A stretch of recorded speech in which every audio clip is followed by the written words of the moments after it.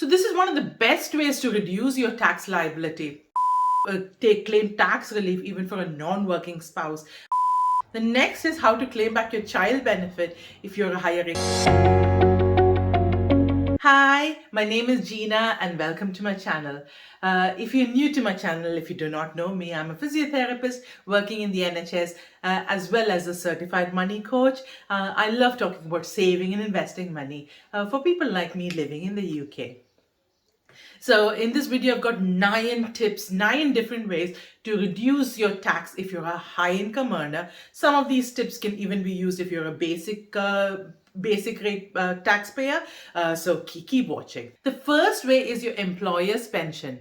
So this is one of the best ways to reduce your tax liability.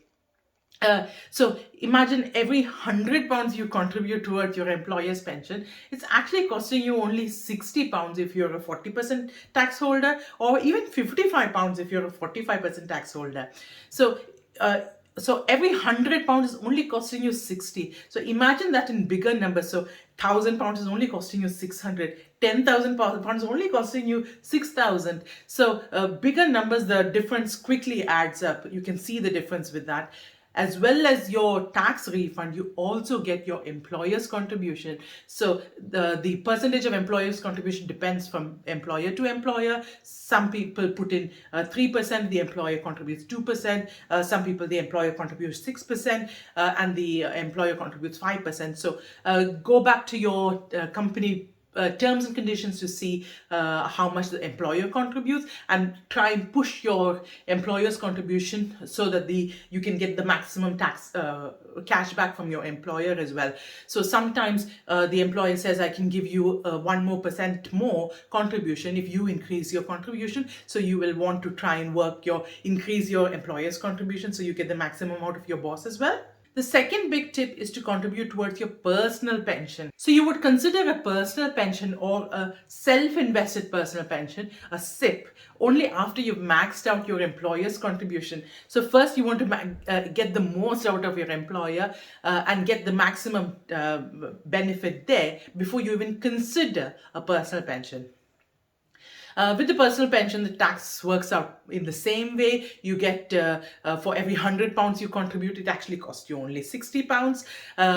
So 20% is added on by the investment firm. So if you open a pension with, say, Vanguard, or maybe with Hargreaves Lansdown or Interactive Investor, the 20% is asked, the company asks HMRC, and they contribute the 20%. For the other 20%, you have to do a tax return to claim the other 20 or 25%. So you have to write to the HMRC at the end of the tax year to claim that extra added benefit. So first is employer's pension, next is a personal pension. The third big way is a spouse's pension. So this would work for some families if you have a non-working spouse, so mainly working at home, looking after the house and the household chores. You would have a non-working spouse that is not contributing to any pension. So if you can afford to, and if you trust them with your money, you can deposit a pension even for a non-working spouse. So even if a person has no income, if you have surplus income with a family, you can maximize tax relief by contributing to the pension for a non-working spouse. So as a non-working spouse, you can contribute up to £2,600 per tax year. And with the 20% tax relief added to that automatically, you get the contribution is £2,880 per tax year.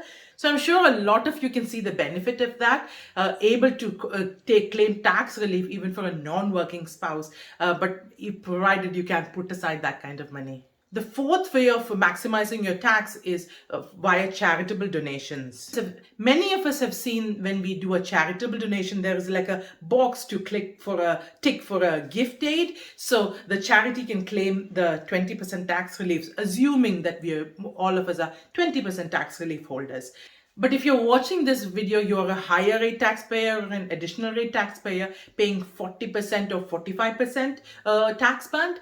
So you can claim the additional 20 or the 25%, because the initial 20 is already claimed by the charity. The additional contribution you can actually claim back from HMRC into your back pocket. To do this, you need to complete the end of year tax return. Just so you need to make a note of all your charitable givings and claim it from HMRC at the end of each tax year. The next big point is how to claim back your child benefit if you're a higher rate taxpayer. So if you have 2 children in the household, this child benefit alone can be over £1,800 per year. And all of us know that you'd lose all your child benefit allowance after you've crossed the £60,000 threshold. And between 50 and 60, it's sort of tapered down and it keeps reducing till you reach 60K. And from 60K, you don't get anything at all. But there is a trick around it. If you're able to contribute towards your pension. So this works perfectly well if you're between the £50,000 and the £52,000 income range per year. And beyond that, it still works, but then it'll be a little bit more expensive. Let me explain. So for 2 children, you get £1,800 from the government. So let's say you earn £52,000 and you decide to put £2,000 towards your pension contributions per year. So your tax-free allowance is now reduced to £50,000. So then you can claim the £1,800 tax relief from the government towards child benefit. So this will even work if you can afford to pay a little bit more. So for example, you earn say £58,000 per year, but can afford to put £8,000 towards your pension. So then your salary is reduced to 50K per year and you can still claim the £1,800 or nearly £2,000 of child benefit. So this is a very good trick if you can afford to put aside that kind of money. The sixth tip is to use your personal savings allowance.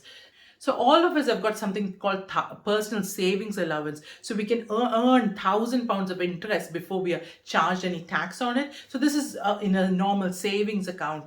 And as we all know, the savings interest is very low. So it's very difficult to hit the £1,000 of interest earned in a tax year. But this is a very good tax threshold for high income earners. The next big tip is to use your ISA allowance each year.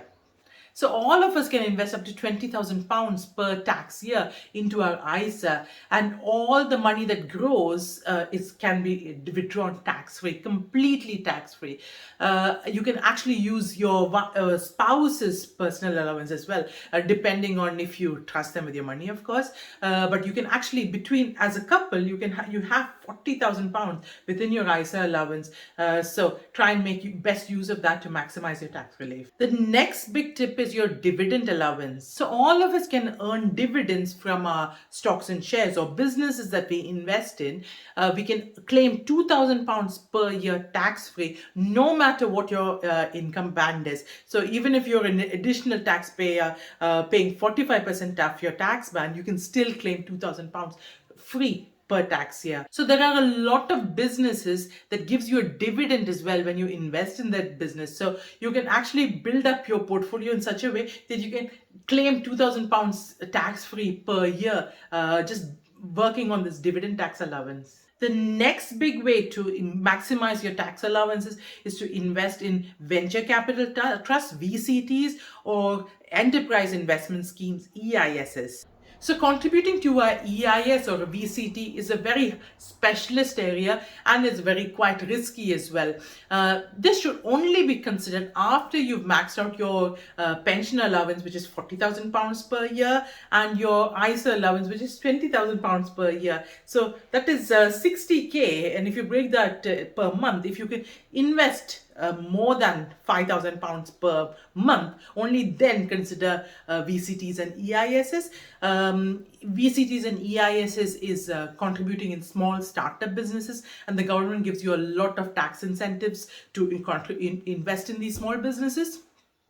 But because it's small startup businesses, the risks are very high. You should get expert advice from a financial planner before you're thinking of contributing to a VCT or a EIS. So that's it. 9 unique ways to maximize your tax relief if you're a high income earner. If this video has helped you, or if you know of any high income earner trying to reduce your tax liability, please share this video with them.